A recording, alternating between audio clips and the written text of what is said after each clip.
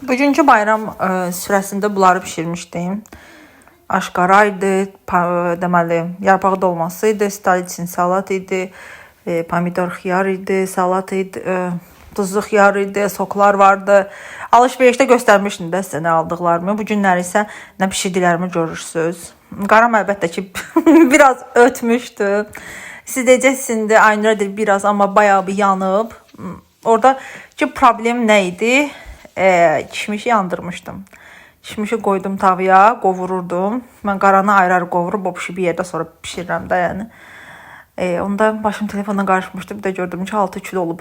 Başqa kişmiş evdə olmadığına görə də məcbur onu əlavə elədim. Bir də içinə qara turşu atmışdım. Nəysə ona görə də o günə qalmışdı. Axırıncı dəfə marketə səhər gedəndə səmən almağa yaxşı ki yadıma düşdü, qatıq da aldım. Yarpaq dolmasını yeməyə qatığımız yox idi. Evdə vardı, amma az idi.